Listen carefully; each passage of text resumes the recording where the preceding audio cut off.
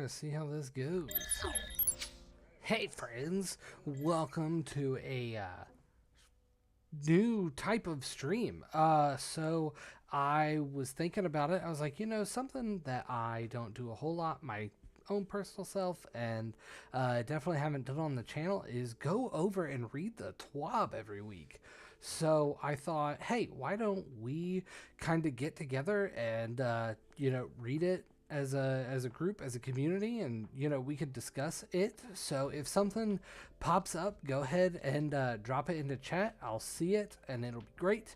And yeah, so these streams are going to be super quick, super simple. We're going to kind of go over the TWAB and see what's going on. If you're not familiar and you're new to Destiny and you're new to just hanging out here, we just like to hang out and chill.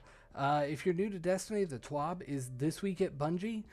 For now, all of Bungie's IP is Destiny, so that's all they really talk about. And it's a place where you get to see changes that are coming up and see what's going forward.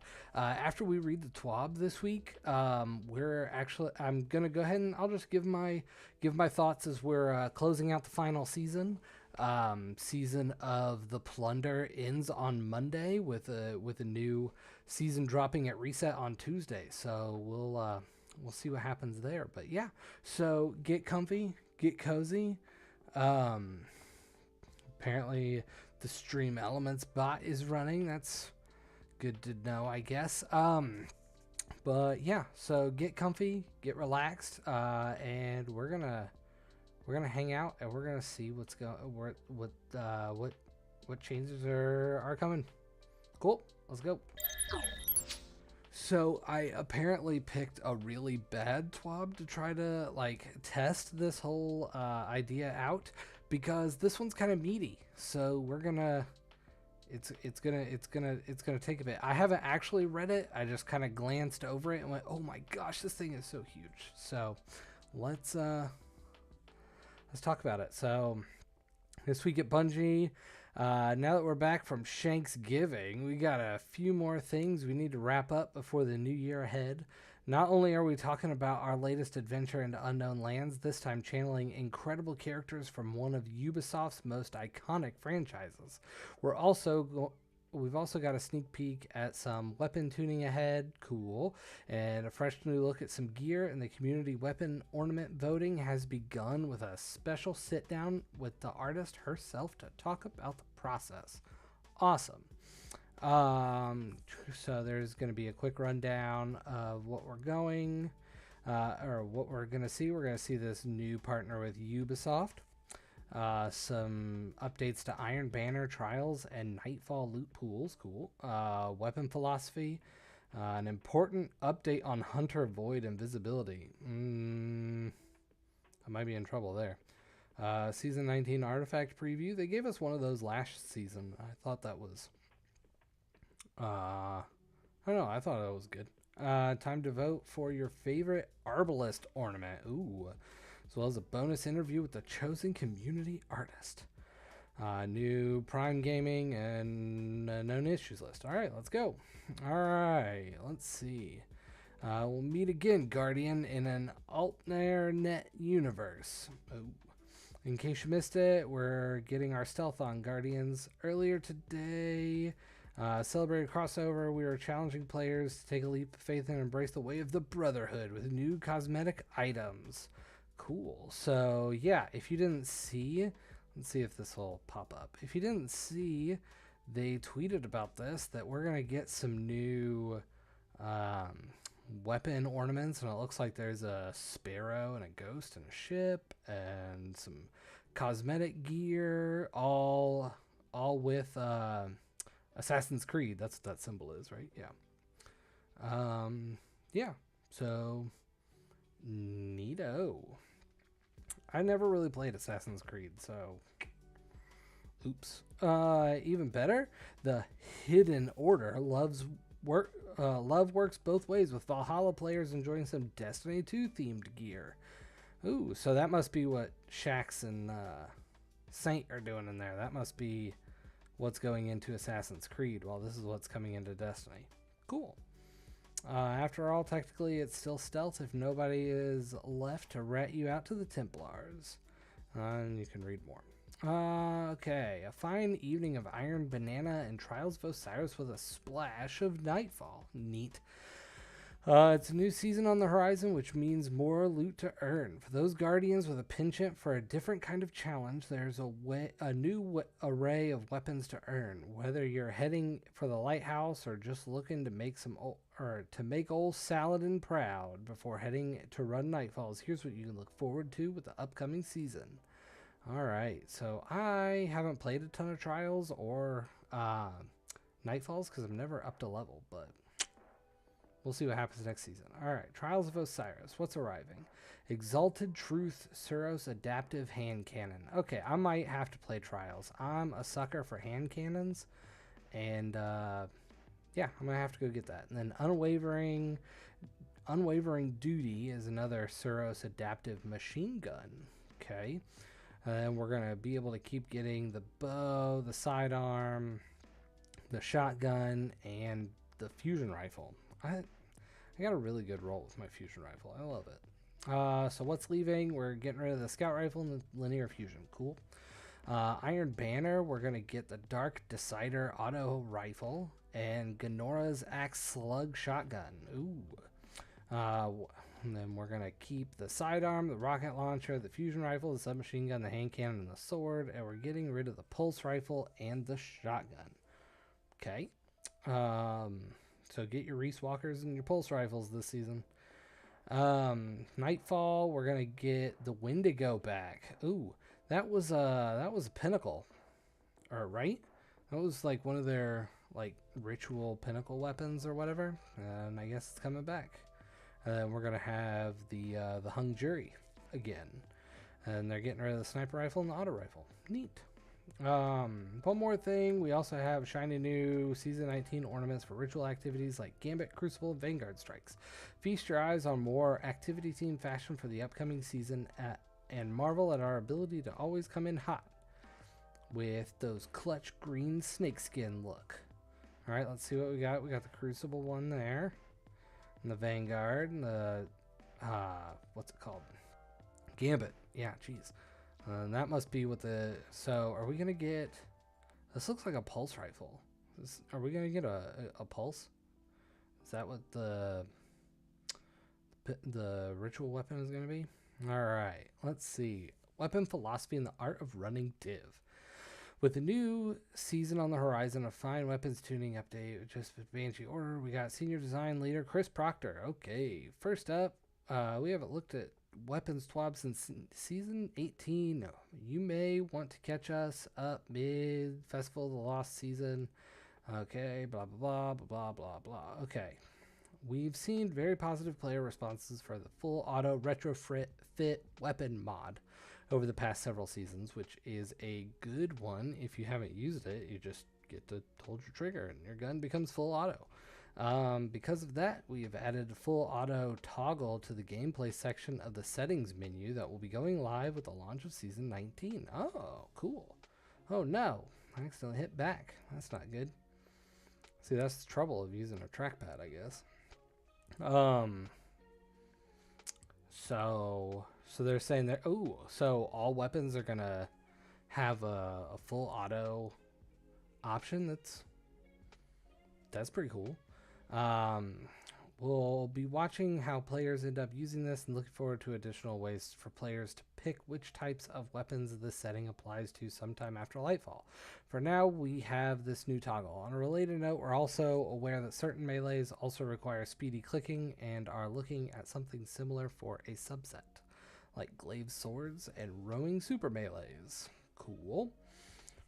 We pulled quite a few weapon archetype changes from Season 19 into the previously referenced 6.25 update, so this section is smaller. Cool. Yeah, I remember this happened. This happened a little while ago. Okay. That said, we have some substantial changes here, particularly shotgun and glaives. It's worth diving into. The weapon theory is your thing. Cool. So let's... This may not be what we stick with, but we'll see. Shotguns previously able to one-hit kill from too far away needed an adjustment. Okay, once that was addressed, the weaknesses of random pellet spread became clear.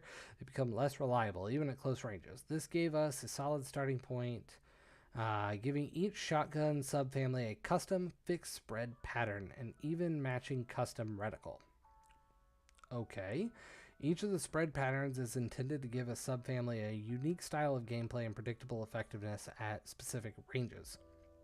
Reticles are tuned to match size, the actual spread pattern at the default field of view, but note that this is not the case as FOV changes, as the spread angle changes, like jumping, for example. So stay on the ground if you want to ensure your stuff works. We'll update reticles to react dynamically to spread angle in Lightfall and FOV in later release, but though this first step is crucial. Cool. The changes listed evolve the experience of using shotguns so much that we expect to revisit tuning on these over the next few seasons. Cool. So here's what it looks like. So this is going to be what the reticle and the spread pattern looks like if you have an aggressive frame shotgun. This is a precision frame, includes duality hip fire. Cool. Lightweight, you get a diamond shape, and then rapid fire, you get a square. The slug is, obviously you just get the circle with right in the middle, so I guess the chaperone reticle doesn't change any.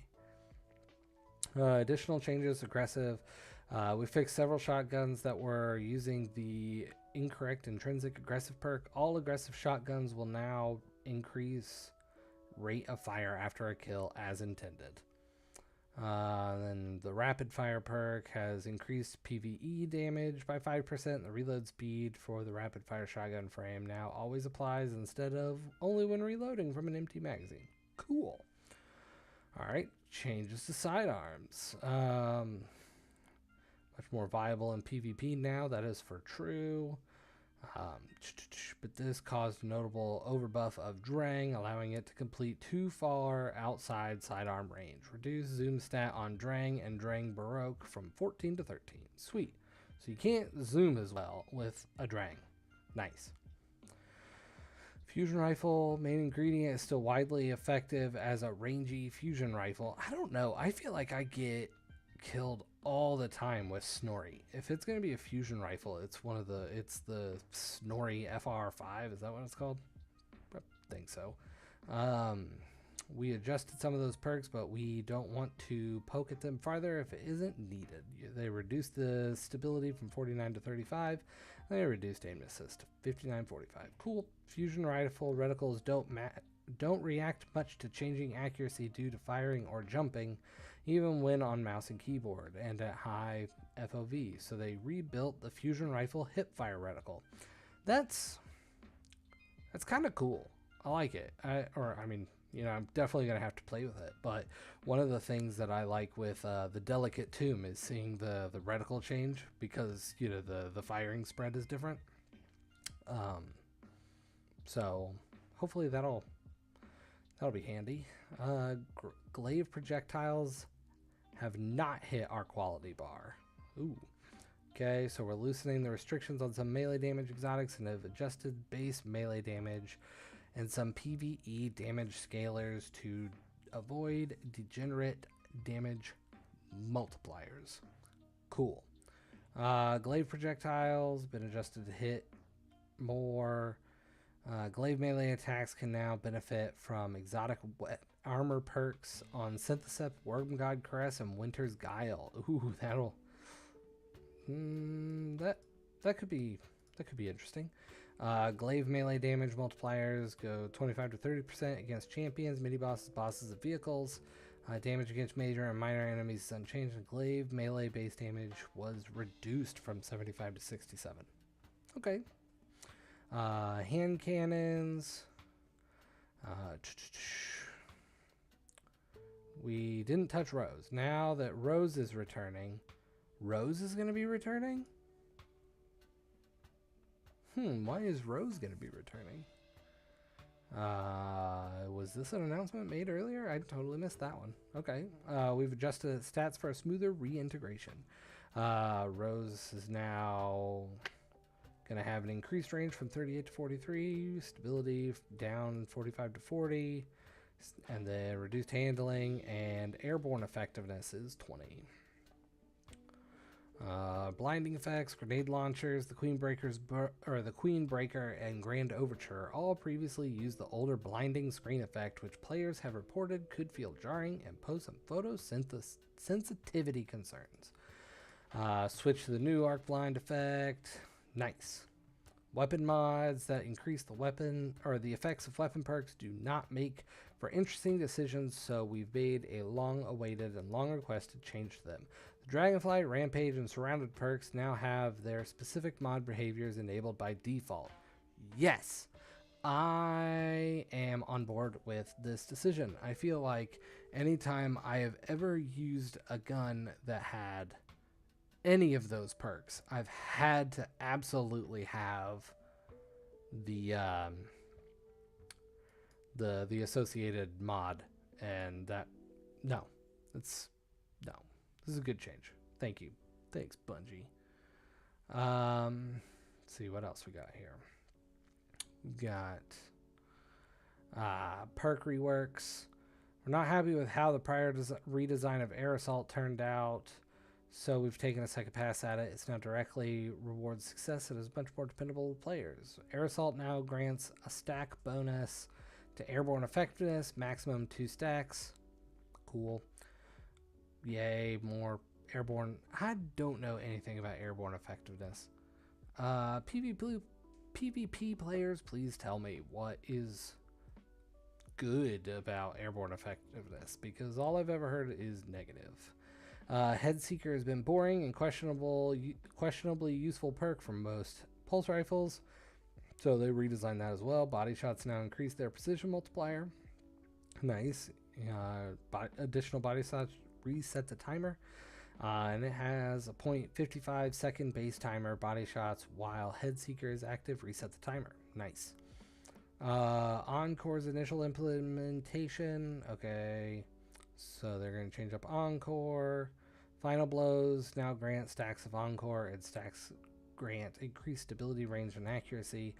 Body shots, cool. Last 7 seconds, enhanced last 7.5, and then gives you a +8 stability, +5 range, and plus 1.25% accuracy per stack. Seraph rounds will be appearing on more weapons next season. Maybe a hint to what's coming next season. But in its current form, it is the strongest magazine perk by a large margin. So we've pulled it back a little and made it more of a trade-off.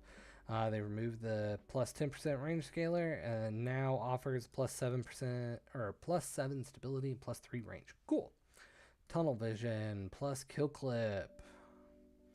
The duration of these buffs have been refreshed if activated while already active. Reduce kill clip damage bonus from 33 to 25%. Redirection didn't use our standard method of checking for weak versus strong enemies.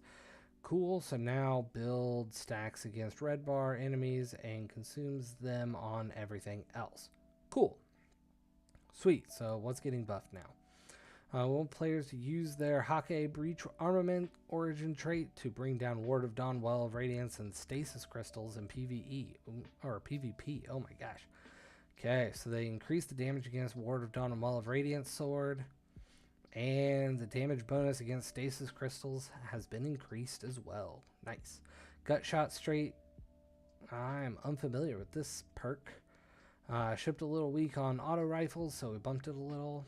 Cool, so it went from 10 to 20%. Compulsive Reloader now remains active down to half ammo. Nice. I definitely use this perk a lot because I reload all the time. High Impact Frame Intrinsic perk can be hard to use since it switches off with a little movement. It now allows a small amount of movement instead of turning off with any movement. Ambitious Assassin adjustment gives it a remarkably high potential for overflowing a magazine, but in areas with sparse enemies it can be hard to chain kills quickly enough, so they gave you 5 to 7 seconds to do that. Well-rounded, duration got increased, and stacking effects still resets the timer. Recombination had some reliability issues, so we made some tweaks and adjusted the damage. This is important since we are now available on new weapons. Yep, because Deepstone Crypt weapons are now going to be craftable as well. Sweet. Okay, tweaks to make this function in PvP as intended. Now grants 100% damage bonus at max stacks in PvE, but 50% in PvP. Zen Moment provides strong reduction to recoil angle. They no longer deactivate on a miss. You now have a 1 second timer. Nice. As part of the work on Divinity this season, we looked at other related hiccups, including rewind rounds. Rewind rounds now work as intended with hitting the cage created by Divinity. Nice. Genesis now triggers on breaking player shields. One Quiet Moment has a faster reactivation after a final blow. Gun and Run was hard to trigger PvP on encounters with few enemies, so we decided half the number of final blows needed to activate going against most enemy types. Nice. Okay, so what gets nerfed? Box breathing, they reduced the damage bonus on scout rifles by 5%. Unstoppable force, they reduced the bonus damage from 30 to 20. 1-2 punch got reduced bonus melee damage as follows. Cool. Bug fixes to excess. Triggering this perk allows multiple weapons across multiple weapons no longer displays a stacking counter on the UI. This perk never stacked its effects, so this change does not change its behavior. Cool. Okay. So here's some enhanced perks. So you get some more health regen with Unrelenting. They removed faster faster activation, or removed the grace period upon ending, and added faster activation of stacks for perpetual motion. Enhanced time payload now has +5 stability. Enhanced explosive payload now has +5 reload. Enhanced firing line gives an additional 10 handling within proximity and remove the neutral range. Enhanced grave robber swapped +5 reload, +5 handling. Explosive light gives you 1 more charge. Nice. Enhanced cornered gives you +10 stability. Enhanced cold steel. Weapon energy and weapon magazine capacity now have +10 on consistency with ammo capacity weapon perks. Enhanced vorpal weapon gives you +5 reload to +5 stability. Yeah, they took away the +5 reload and they're giving it to stability. Enhanced Genesis removed ammo overflow and added additional handling. Enhanced flash counter. Yeah. Okay. So, some exotic reworks. We've identified... Oh my gosh, we're not even halfway through this TWAB yet. I told you guys, this was going to be a long one, but hopefully we can get through this together, friends. Alright, so here comes the exotics. A handful of weapons that they wanted to make changes to. The fundamentals perk, which could be seen damage type, exotics, borealis, hard light, and dead messenger, were functional. Felt like it could do more to grant the mode some identity based on selected damage type. So each damage type now grants different weapon stats, like elemental capacitor if that perk checked. Oh, nice. So if you're using the arc on those weapons, you get a +5 handling, +5 range. If you're using solar, you get some differences based on what your elemental damage is. Even with the above change to the fundamentals, we felt like Borealis needed more substantial change. Breaking a match shield now refills the magazine from reserves and allows your next 5 shots to deal bonus damage. Nice. And it's not deactivated by reloading. I like that. Jade Rabbit is a strong scout rifle, but its exotic perk was lackluster, so we've redesigned it to be more of a gameplay loop. Quickly landing 3 crits turns a round to the magazine and changes the damage to your next body shot. Stacks up to 3 increased body shots, and then resets if you reload. Are those those all the exotic reworks you're gonna do? Because I'm telling you, Cold Heart could use one. It could use one. Bungie, do something with Cold Heart. And honestly, you could probably do something with Prometheus Lens at this point too. Alright. 3 weapons dominate raid exotic weapon usage, largely because of their effectiveness and ammo capacity. So let's see what they are. Whoa, Witherhoard, Divinity, and Arbalest. As of November 15th. So I've had a couple of weeks. For example, looking at raid exotic weapon usage on November 15th, it's clear that Arbalest, Divinity, and Witherhoard are extremely popular. Divinity coming right behind Arbalest is no accident. With an entire team of 6 players in a raid, only needs a single Divinity. It's even more popular than it looks than simply looking at the numbers. Another interesting aspect of this data is that Divinity ownership is roughly half the number of those who own Arbalest and Witherhoard. If that number were to go up, popularity of this weapon would also increase. So this is PvP exotic special weapon usage. Jotun, Forerunner, and Witherhoard. That makes sense. I feel like anytime I play PvP, there's no doubt I'm gonna get killed by one of those 3.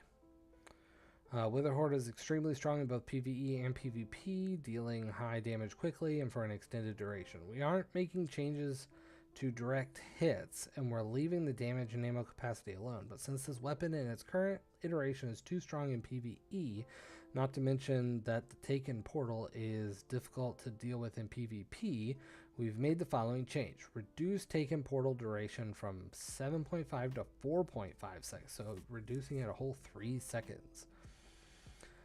Divinities must have an in-game PvE. That said, the combination of the strongest possible weekend effect and the cage making it critical hits trivial and intrinsic overload being too strong, as is evidenced from looking at the instances of the raids. Time for a change. Yada yada yada. They've changed. It's also important to call out that you can still apply a 30% weekend debuff with the cage by combining Divinity with Tether or Tractor Cannon, but they've reduced Divinity's weekend from 30 to 15%. It's still self buffs to 30. That's a hit. Arbalest missed out on the body damage reduction that Lawrence Driver received, making it too easy to get one body shots in PvP. I feel like I'm missing a lot. I don't use linear fusions as much as everybody thinks I should, apparently. So they reduced the body shot damage to match Lawrence Driver. Cool. Gallarhorn is the highest DPS rocket launcher and a great support weapon for legendary rocket launchers, so we picked one of those 2 roles and opted to lean into its support power. So they reduced the primary rocket's impact and detonation damage by 25%. This just brings it into the desired band without nerfing it past other rocket launchers. But like, it's the Gallarhorn. It's supposed to be ridiculous, right? I'm not crazy, right? Anyway, Forerunner received an unintended and relatively small damage buff in Season 18's balance update and made it a little too easy to use after this change. They're reducing its base damage from 40 to 37 and crit damage from 72 to 67. Alright, so track weapon exotic popularity when deciding what exotic weapons to buff. So what are we getting? Merciless and Queenbreaker? Because who uses those? Oh, no. I read this backwards. Right? I don't know. Let's find out. Typically, we choose from the 20 or so of the least popular weapons for a potential buff, either directly or via a Catalyst Edition. In this case, we've adjusted some that have languished for years. Cool. With the addition of the full auto setting, we're replacing the full auto trigger system perk on each exotic that had it. No Time to Explain is replaced with Feeding Frenzy. Traveler's Chosen is going to get Surplus. And Vigilance Wing is going to get Ensemble. Cool. Fixed an issue with crits from Dead Man's Tale, where landing inconsistently depending on whether your aim was above or below the target. We made some small changes. Now prefers critical hits over body hits and hip fire, and they increase the body shot damage from 46 to 54 and reduce crit damage from 81 to 80. That 1 point, That 1 point is going to get you. We've also been looking for a way to help Darcy players. That now applies Jolt when damaging targets affected by personal assistant, and increased air or base airborne effectiveness to 80. What was it before? Wish Ender always had a hidden damage buff versus targets affected by Wither Horde due to its identity as a taken hunter's weapon. Increased bonus versus Wither Horde blighted targets from 10 to 25. Nice. That's a nice synergy that I don't know that I've ever heard anyone talk about. While we don't want special ammo snipers to be perfectly accurate from the air without significant investment, we don't have the same concerns with their heavy ammo counterparts. That's where the Whisper of the Worm change comes in. They're changing base effectiveness to 80. The Prospector has surprisingly high burst damage, but ultimately doesn't excel enough to add clear or DPS for it to have secure place. With the below change, it's giving chain reaction as an intrinsic perk. Fourth Horseman, they decrease the recoil by 50%. Forerunner gets the increased crit damage and the rocks damage by 60% in PvE, reduced ammo cost to activate the rock, and they increase damage on the outer edge of the rock's damage radius from 0 to 20. Merciless is extraordinarily strong with ramped up, but it's hard to keep it in that state. Merciless's decreased charge time now resets on a 5-second timer. Nice. Rat Kings got a reduced radius from 15 to 20 to activate its perk. Legend of Acris, you get removed movement penalties. Bastion spread angle was reduced by 6%. Quicksilver Storms, which I need to pre-order Lightfall so I can get this. Increased PvP maximum grenade damage from 80 to 120, and increased the explosion radius from 3 to 4 meters, and switched rocket damage from arc to kinetic. Cool. Cold Heart's Arc 3.0 rework wasn't generous enough with Ionic Traces, so they reduced the cooldown on Ionic Trace regeneration. Now maxes out stability and reload speed when a maximum damage, and picking up an Ionic Trace now reduces the time it takes to get to max damage. Nice. This might actually make Cold Heart feel special. The Grand Overture loop doesn't feel rewarding enough in its current form, so they increased missile damage by 50%. Xenophage only deals the area of effect damage currently, which causes issues against some enemies in PvE. They're now dealing roughly half of its damage as impact damage, and the rest is detonation. Overall damage increased by 5%. When adjusting Divinity, we looked at some bugs relating to it, including Cloud Strike. The Lightning Storm will now correctly activate when hitting Divinity's cage. Nice. Alright, so some armor changes. Worm God's Caress, reduced maximum damage multiplier from 7.5 to 3.5. Winter's Guile, reduced maximum damage multiplier from 7.5 to 3.5. Lame. Gerfalcon's Hallberg is crazy. You gain volatile rounds when exiting invisibility. That's pretty nice. When executing a finisher while invisible, this exotic now gives nearby allies a reserve overshield and gives the wearer a temporary bonus to weapon damage. Nice. Things players can look forward to in the future: a heavy weapon damage rebalance, tinkering with some of the less effective options while bringing some damage outliers down. What's the Lightfall DPS meta? Mysterious. Okay. Large rebalance of airborne effectiveness stat, making primary ammo weapons significantly more accurate while airborne without any investment in the stat. Some tweaks to the new shotgun reticles, a pass at adding subclass 3.0 verbs to several exotic weapons. There are currently 7. Okay, so now we're going to the Void Hunter stuff. We all, at least at one point in our lives, wished for the power of invisibility. With great power comes great responsibility. The PvP community has spoken and they said, y'all, something's gotta change with the power of invisibility when going up against other guardians. And then, all right, so give it to us, Mike. Radar in Destiny 2 divided into 3 angles. You had a close range, mid range, the gutter on the outer ring of the radar. Okay.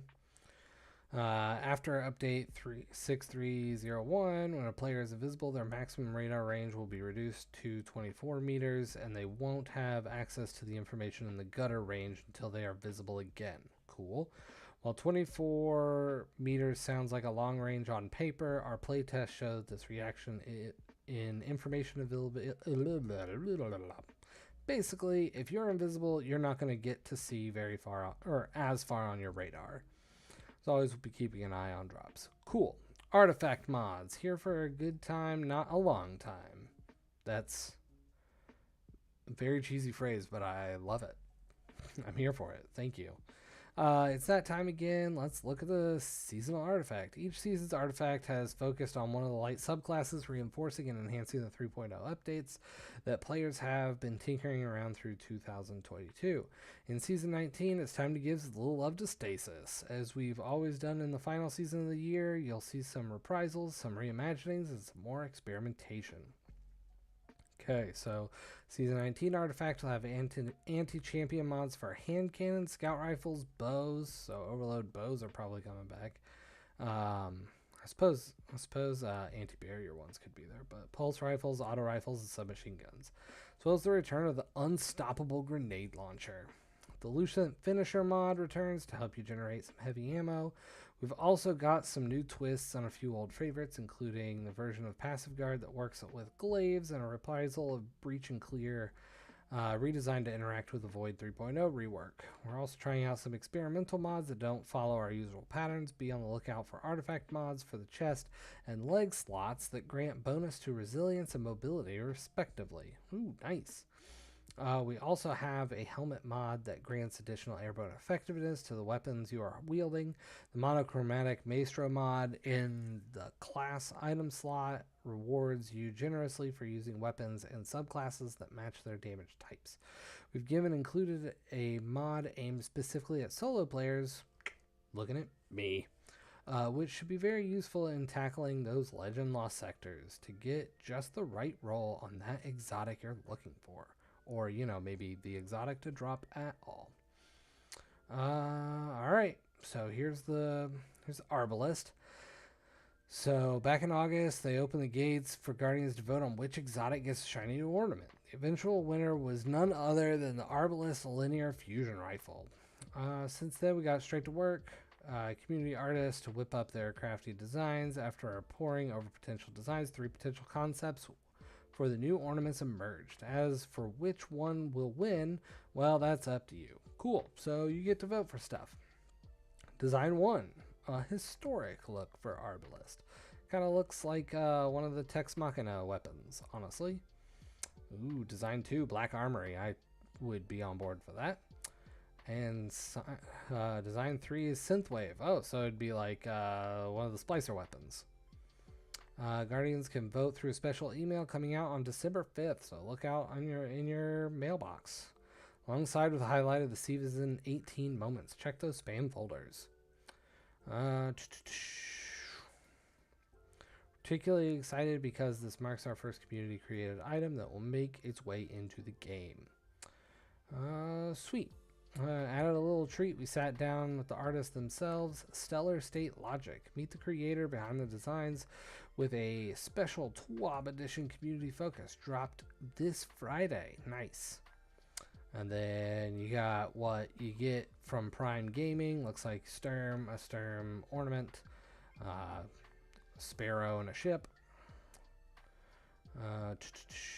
Player support report. Here's all the bugs and the release schedules and stuff. So on Tuesday is when we're getting our new season. Looks like you should be ready to go by 10 a.m. Pacific. Prepare for long lines, honestly. And here's your Bungie rewards. Yeah. If you got Stadia, make sure you're saving all your Stadia stuff because Stadia is going away. Enemies may not spawn in Chamber of Light Lost sectors too quickly. Or, yeah. The Morgan Freeman of Titans source. Dude, just trust me. Look, I'm going to be 100% real with you. I'm a sucker. Nice. Movie of the week. Another movie of the week. We got artist of the week. Oh, look. Oh, man. Look at this. It's the Phoenix and the Dove. Look. Oh. Well, we got a fancy little Ido sticker. Where can I buy that? And then we've got a little comic down here. Some more comic. Saint and Osiris.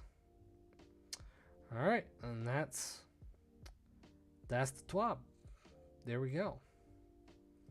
So, which button do I need to hit? This one. So that was the TWAB. Pretty cool, right, guys? So lots of weapon changes coming next season, and I honestly haven't been keeping track enough to really be able to tell how good of a change they are. So if you have any opinions on the subject, make sure you leave a comment down below. Let me know. But as we come to a close with this season, honestly, my opinion is that Season of the Plunder was fun. I liked the theme of doing pirate stuff and just kind of hanging out and just being goofy for a little while. Story wasn't all there, and definitely rewards and stuff could have used some work. So back in May, I had made this tweet where I had ranked my feelings on all of the Destiny releases since Destiny 1. That was my opinion at the time. I have since changed it after some conversations with people, and my own feelings have changed. So here it is in its current form, and I need a place to put Season of Plunder. And I enjoyed the theme. I enjoyed the feel. Story elements just weren't there, and I don't know. I feel like Season of Plunder started off super rocky because there wasn't, like a way to be able to guarantee deep sight weapons like there had been in the previous 2 seasons.